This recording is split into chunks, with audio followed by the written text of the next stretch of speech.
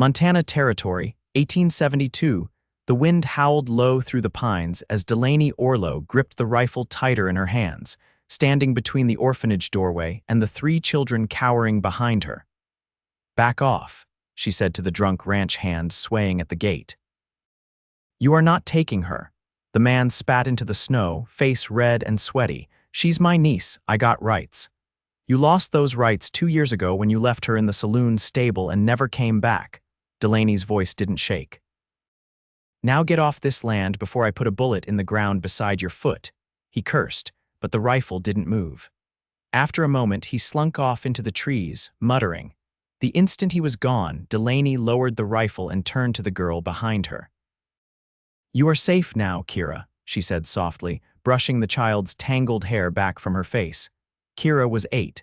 She had not spoken in 2 months. Inside the orphanage, the stove cracked and popped, casting flickers of orange across the logs and weary faces. Delaney crouched next to the other 2 children, Colby and Marina, checking their blankets and tucking them in tighter. She had taken them all in herself, one after the other. No church, no town council, no proper funding. Just her, a half-burned barn she had rebuilt with her bare hands, and whatever strength she had left inside her. Delaney was 26 and had lost everything 3 winters ago: her younger sister to fever, her parents to a river crossing gone wrong. She had come west thinking she might find peace. Instead, she found children left behind by raids, drunks, storms, and war. No one else wanted them, so she did. But no one saved her. Until the evening, a cowboy rode in with a broken horse and a half-frozen boy slumped in the saddle. The wind had picked up again, ice slicing sideways through the trees, when she heard the hoofbeats. She stepped out with the lantern, rifle slung over her shoulder. The man was tall, broad-shouldered, with a worn trail coat and snow crusted in his beard. He pulled his horse to a stop, his body tense but not aggressive. "I need help," he said, voice raw. "The boy is hurt." Delaney lifted the lantern and saw the small figure tucked in front of the saddle, wrapped in the man's coat, his face pale. Her heart kicked. "Bring him inside." The man dismounted fast and carried the boy himself, careful like he was made of glass. Inside, the warmth hit them hard. Delaney cleared the table and laid the boy down gently. "What happened?" she asked. Wagon tipped in the gorge. His mother died on impact. I pulled him out just before the second slide hit. His jaw tightened. "He is not mine, but I could not leave him." Delaney looked at the boy, maybe 6 years old, dark hair plastered to his forehead, cheeks frostbitten. "What is his name?" "Kellen," the man said. He said it once before he passed out. She worked quickly, heating water and cutting away the frozen clothes. The cowboy moved to help without being told. He held Kellen's hand steady while she stitched a cut along his leg. He did not flinch or speak again, just stayed close. When they were done, he looked at her for the first time in full. "I am Boone McCrae," he said, eyes quiet and dark. "I was headed east through the pass, but I will stay if you let me." Delaney studied him. His hands were rough, scarred, his coat patched in places. He looked like a man who had seen too much and still kept walking. "You can sleep in the barn," she said. "But if you scare the children, I will put a bullet in your boot." His mouth twitched. "Fair." Later that night, Delaney sat by the stove, Kellen tucked beside her, warm and breathing steady. Boone stood near the door, arms folded. "You live out here alone?" he asked. "I have the children. They count."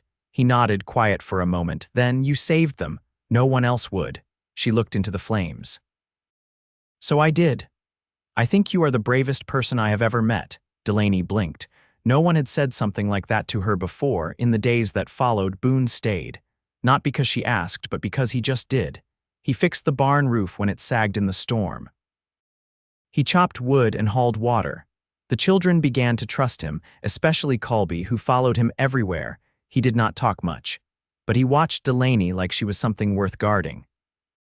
One night after the children were asleep, Boone found her outside, sitting on the porch steps wrapped in her shawl. Snow drifted down in soft flakes. "You always sit out here alone?" he asked. "Helps me think." He sat beside her, close but not touching. "You ever get tired of doing everything alone?" She stared out at the dark trees. "I used to, not as much now." Boone turned to her. "You are not alone anymore, Delaney." She looked at him then, really looked. His face was rough but kind. And behind his eyes, she saw it quiet hurt, worn edges, but something solid underneath, something that understood hers. Delaney had saved so many, but no one had ever reached back for her, until now. "I know," she whispered. "And I am glad you came." Boone reached out, slow and sure, and took her hand in his. His fingers were warm, strong. She did not pull away. The new snow held firm under Boone's boots as he crossed the clearing with a pail in each hand, steam curling from the water sloshing inside. His breath came in clouds, the morning air sharp enough to bite, but he didn't mind the cold. The barn door creaked behind him, swinging gently in the breeze. He'd made hinges for it 2 days ago, hammered from scrap iron found in the shed. Delaney hadn't asked him to. She rarely asked for anything. Inside, the children were stirring. He could hear the soft clatter of tin mugs and the shuffle of bare feet on plank floors. Kira's quiet laughter, faint but rising, reached him through the doorframe, fragile and bright like the sound of water over river stones. Delaney was kneeling by the stove, coaxing flame from the coals. Her sleeves were rolled to her elbows, soot streaking one forearm. She didn't look up when he came in, but passed him a cup as he set the pails down. "You always up this early?" he asked, taking it. "Earlier most days," she said, feeding a log into the stove. "The frost doesn't wait." Boone leaned against the wall, watching her movements. Nothing wasted, nothing hurried. There was a kind of rhythm to it, steady, self-taught. A woman who'd never expected help and didn't need to be told where her strength lay. "I found a creek near the ridge," he said. "Not frozen solid. Could make a good place for washing come thaw." "That's a ways out," she said, dusting her hands on her skirt. "But good to know." He hesitated. "You ever think about clearing more land, building out?" Delaney sat back on her heels and looked at him, eyes unreadable. "You mean take in more?" Boone nodded. "I've thought about it," she said slowly. "But there's only so much one set of hands can do." "You've got two now," he said, quiet. Outside, the wind dipped low, brushing against the cabin like a sigh. Delaney didn't answer. Instead, she stood and brushed past him to the table. Boone watched her fingers trace the edge of a wooden bowl, then pause. "You ever lose someone?" she asked. He folded his arms. "Yes," she waited. "My brother in Kansas. Fence wire snapped in a storm. He bled out before I could get him to the doctor." Delaney nodded once. "I lost my sister, not far from here. We didn't know what the fever was. I buried her myself." Boone stepped closer. "That's not something you get over." "No," she said. "It's something you carry." There was a long silence. The kind that didn't feel empty, only full of things neither of them needed to say just yet. Then footsteps padded across the floor, and Colby appeared in the doorway, hair sticking up, face still soft with sleep. "Boone," he said, tugging at the man's sleeve. "Can we fix the sled today? The one with the cracked runner?" Boone looked down. "We can try." Delaney's eyes met his across the room. She didn't smile, but something softened in her face. Later that morning, Delaney found herself beside Boone in the shed, sorting through timber remnants. He handed her a narrow length of pine, and their fingers brushed. "Did you always work with wood?" she asked, examining the grain. "My father was a carpenter," he said. "Taught us both. I was better with horses, but I picked up enough to get by." She looked at the sled, its worn runners and battered frame. "You get by better than most." Boone gave a quiet laugh. "I do all right." In the doorway, Kira appeared, holding out a blanket with a patch missing. She didn't speak, just looked at Delaney, then Boone. Delaney took it gently. "You want it fixed?" Kira nodded. "I'll show you how," Boone said, crouching. "But you'll need to sit still and hold the edge tight." She hesitated, then moved beside him. Delaney stepped back and watched them work, Boone's large hands guiding Kira's smaller ones, not rushing, not correcting too much. The girl didn't speak, but she didn't pull away either.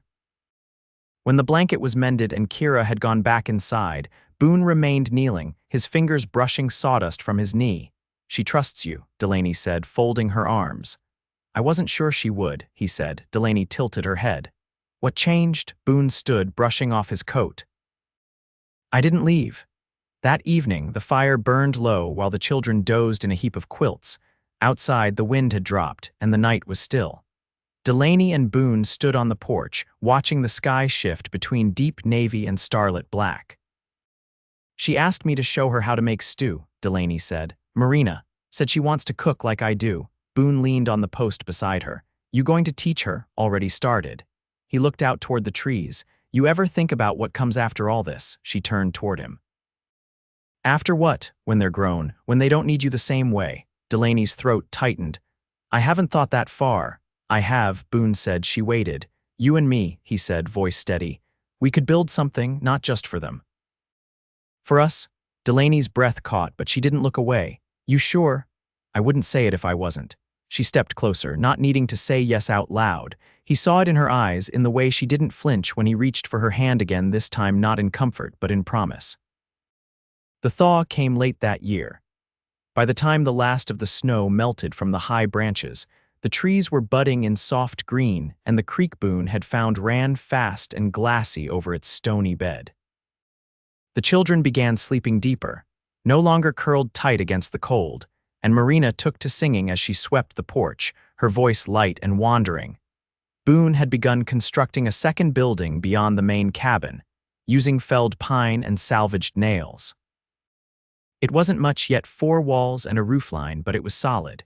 He worked without noise, sleeves rolled and jaw set, and Delaney found herself watching from the garden more often than she meant to. She was kneeling among the turnip rows when he came over with a hand wrapped in a linen scrap. What happened? She asked, standing quickly. Caught it on the plain blade, he said, holding it out. Didn't go deep. She led him to the porch bench and sat him down. The cut was clean, just below the thumb, the skin sliced but not torn. She cleaned it in silence, wrapping the linen tighter, her fingers gentle. You've got a careful hand, he said. I've had to learn, she murmured. Boone looked at her a moment longer. You think about what you'll plant come summer? Beans, she said. And barley if I can trade for seed. I'll ride to Alder Gulch next week, he said. See what I can bring back. She paused, tying the bandage off. That's a long ride. I've made longer. You don't have to do all this, Boone. He met her eyes. I know I don't. Neither of them spoke after that, not until Kellen came running from the barn with a wooden whistle clutched in his hand. He'd carved it himself. Boone had shown him how. The boy had taken to Boone's side like a shadow, and Delaney let it happen. She had never seen Kellen smile before Boone came. That night, after the children were asleep, and the moon had risen pale over the pines, Delaney stepped into the new building. The air inside still smelled of sawdust and sap. Boone was fitting the last joist into place, his shirt damp at the collar, shoulders taut with the effort. What will this be? She asked, arms folded. He gave a small nod toward the broad doorway. A schoolroom. You said Marina's reading is ahead of the others. She needs space. Delaney crossed the unfinished floor, then stopped near the window frame. You built this for her, for all of them, he said, but mostly for you. She turned toward him, the lamplight catching the dust in her hair. I never asked for it. You didn't have to. She looked down at her hands, then back up. You think we could make this work, you and me? Boone laid the hammer aside and stepped closer, calloused hands loose at his sides. I already am. Delaney's chest rose in a slow breath. I don't know what it's supposed to look like, Boone, a life with someone. It doesn't have to look like anything but this, he said. You wake up and you keep building side by side, that's all. She didn't answer. Instead, she reached up, fingers brushing the edge of his collar. He didn't move. She leaned in and rested her forehead against his chest, the wool of his shirt rough under her skin. I want to try, she whispered. Boone's arms came around her then, steady and warm. He didn't speak, just held her while the wind creaked through the trees outside and the stars burned low above the roof. In the weeks that followed, the schoolroom was finished. Marina read aloud from the old primer Boone found in Virginia City. Colby learned his letters at the new desk Boone built from a fallen spruce. Kira began drawing in the margins of the slates, and Delaney didn't stop her. Boone moved into the room beside the kitchen, and no one questioned it, least of all the children. On a quiet Sunday, Delaney stepped out to find him sitting beneath the aspens, whittling something small and careful. He looked up when she approached. You ever think about adding on? He asked, gesturing toward the cabin. To what? To us. She sat beside him, knees brushing. You mean more children? Boone shook his head, eyes soft. I mean one that's ours. Delaney looked out across the clearing. The sun was high, and the grass had begun to grow in thick along the edge of the fence. I never thought I'd have that, she said quietly. Not after everything. You do now, she turned toward him. You want to stay, Boone, even when the road calls again. He reached over and took her hand, same as he had that first night, gentle, certain. There's no road I want more than this one, he said. Delaney leaned into his shoulder, the weight of it grounding her as the breeze brushed the tall grass. Inside the cabin, Marina laughed at something Colby said, and Kira's drawing board clattered to the floor, and for the first time in years, Delaney Orlow knew exactly where she belonged. The creek had begun to swell with snowmelt, and the scent of wet earth hung in the mornings like something old waking up. Boone stood knee-deep in the mud by the lower fence, hammering in a fresh post while Delaney hauled a coil of wire from the wagon bed. She pushed her hair from her face with a wrist and squinted up at him. That's the last one for this side, she said. We've got maybe 2 weeks before the cattle from the north start drifting. Boone nodded, pressing the staple into the grain with calm precision. Fence'll hold, he said. I'll check the south line before dusk. Delaney stepped back, brushing her palms against her skirt. I can ride with you, he looked over. You sure it's a long loop? I need the time. Got something I've been meaning to ask you anyhow. They saddled the horses and left Colby with the neighbor girl from the edge of the valley, a quiet, capable teenager who came twice a week now to help with chores. Kira had taken to her easily, and Marina had begun copying her braids in the mirror. The hills rolled out beneath the horses' hooves, green beginning to creep up the slopes in patches. Delaney rode ahead, her back straight, the wind pulling at the loose strands of her hair. Boone followed, eyes steady on her silhouette. They reached the edge of the low ridge where the land dipped toward the pine brake, and she pulled her horse to a halt. Boone drew up beside her, resting his forearms on the saddle horn. You ever think about what you'll leave behind? She asked without looking at him. He didn't answer right away. Sometimes, not as much as I used to. She watched a hawk circle far overhead. I think about it more now, what kind of place the children will grow into, what kind of names they'll carry forward. Boone turned to her, his voice low. You're talking about more than just the land. Delaney lifted her chin. You never spoke of your people, where you came from before the trail. Because there's not much left to speak of, he said. My mother was Arapaho, my father white. They tried to make it work in a town that didn't want either of them. It didn't end kindly. Delaney's face didn't change, but her voice gentled. You never told me. It never felt needed, he said. Until now, she leaned forward on the saddle horn. I've been thinking about marrying you, Boone blinked once. That right, she glanced at him sidelong. You going to say anything? He shifted in the saddle, boots shifting in the stirrups. I was waiting to be sure it was your idea. It is. Boone studied the horizon for a moment, then yes. I'd marry you today if I had a preacher and a clean shirt. Delaney reached into her saddlebag. She pulled out a folded kerchief and handed it to him. Your shirt's passable. As for the preacher, Reverend Hobb rides through next Sunday. Boone took the cloth, unfolding it slowly. Inside was a thin leather cord, looped through a plain brass band. He held it in his palm like it might vanish. I found it in the old trunk, she said.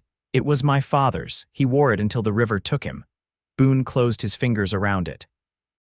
You sure? I wouldn't offer it if I wasn't. He looked at her then, really looked not just the wary, guarded woman she had been, but the woman she had become. Her steadiness, her will, the quiet hope that had begun to grow in her eyes. I'll wear it, he said. Back at the homestead, Boone kept his promise and rode the south fence before dusk. Delaney returned to the cabin, kneeling in the garden rows and planting the first of the barley seed. Her hands moved with care, pressing life into the soil. That night, as the children laid out blankets beneath the stars for the first warm evening of the year, Boone came to her with a small rough box in his hands. I made this, he said. She opened it.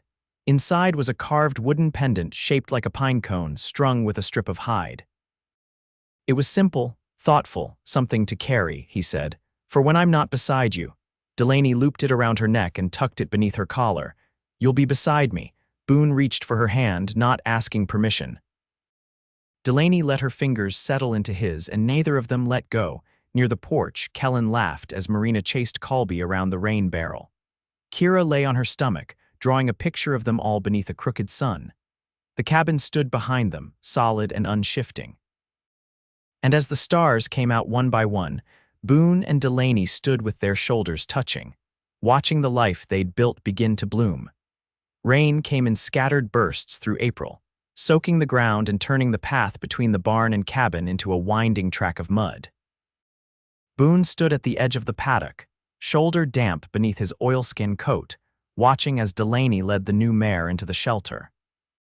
The horse had arrived 2 days earlier, traded from a passing drover in exchange for salted pork, 2 sacks of barley, and a pair of boots Boone had made by hand over the winter. "She's got a good step," Delaney called over her shoulder, brushing the mare's flank as she moved. "She trusts you," Boone said, resting his arms on the fence rail. "I listen," she answered, not looking back. By the time she crossed the yard, her hem was soaked through and her hair clung to her temple. Boone waited on the porch, holding the door open just wide enough for her to slip inside without letting the wind follow. She shook the rein off her shoulders with a quiet breath and set the halter on the hook beside the stove. "You've been working the forge again," she said, glancing at the faint soot on his sleeve. "I finished the hinges for the pantry," he said. "They won't creak anymore." She opened the cabinet and ran her fingers along the new iron. "It's the little things that wear you down, and the little things that hold it all together," he said. She turned toward him. "I never thought I'd live in a place where I could say that out loud." He stepped closer, his voice low. "You do now." Later that week, the Reverend arrived as promised. He carried a parcel of hymnals and a tin of lard biscuits from his wife, and though he offered to ride on after supper, Delaney asked him to stay. She didn't give a reason, and he didn't ask for one. That night, the cabin was quiet except for the sound of Marina reading softly to Kira and Colby by lantern light. The next morning, Boone shaved with his pocket blade and wore his cleanest shirt. Delaney pulled her mother's ivory comb through her hair and fastened it in a knot at the base of her neck. The children stood in a row beside the porch, scrubbed and solemn, holding wildflowers and a folded quilt. The Reverend married them beneath the pine at the edge of the clearing, the same one Delaney had marked with a carved heart the first spring she arrived. Boone held her hand throughout, thumb brushing her knuckle, eyes never leaving hers. When the vows were spoken and the quilt draped over their shoulders, Kira stepped forward and placed a small drawing into Delaney's hand, a picture of the cabin, a tall man and woman side by side, and 4 children beneath a golden sun. Delaney pressed the paper to her chest, and Boone kissed her forehead. After the Reverend rode on, the family sat on the porch steps with bowls of stew and slices of sweet cornbread. Boone helped Colby carve his name into one of the porch beams. Marina sang a tune she'd learned from the neighbor girl, and Kellen leaned against Boone's knee, half asleep. That night, after the children were tucked in and the fire burned low, Delaney stood at the washbasin rinsing the last spoon. Boone dried it and set it on the shelf, then rested a hand on her waist. "You tired?" he asked. She turned toward him. "Not tonight." They moved together without hurry, without hesitation. The quiet between them was no longer guarded, it was known, familiar. He unpinned her hair and set the comb on the table. She traced the line of his collarbone and whispered his name. In the morning, they rose before the children, the sky just beginning to pale. Boone built the fire and Delaney swept the hearth. They worked in rhythm, the silence between them full of understanding. When the sun crested the ridge, they stood together in the doorway, coffee steaming in their hands, the land before them green and growing. Years passed gently, the schoolroom filled with more desks. Marina began teaching the younger ones their letters. Colby grew tall and sure-footed and took over the trapline come autumn. Kira, who never spoke of the years before, began painting on scraps of canvas Boone stretched for her. Kellen built his first saddle by 16 and rode alongside Boone to Alder Gulch to trade. Delaney and Boone built another cabin farther down the slope, for the boys once they were grown. The fence lines stretched farther each season. The orchard bore fruit. The creek never ran dry. They never left. Every evening, Boone would bring in a piece of wood, something half-whittled, and Delaney would mend or write or simply sit beside him, their knees touching beneath the table. Some nights they spoke. Some nights they didn't need to. On their 10th anniversary, Colby strung lanterns through the trees, and Marina baked a cake with wild honey. The whole valley came, neighbors from miles around. That night, beneath the pine where they'd wed, Boone asked Delaney to dance. She laughed and said she didn't know how, but he took her hand anyway and guided her, slow and steady, through the grass. "I never knew peace could be this quiet," she whispered. Boone leaned close. "It's not quiet. You just finally stopped needing to listen for something coming to take it away." The stars were just beginning to break through the dusk, and the fire crackled behind them. Delaney laid her cheek against his chest. "I love you," she said, clear and certain. "I know," Boone answered, holding her close. "I always have." And they stayed in the clearing where the children had once played, where the fences held strong and the orchard bloomed, and no one was ever left behind again together. Always.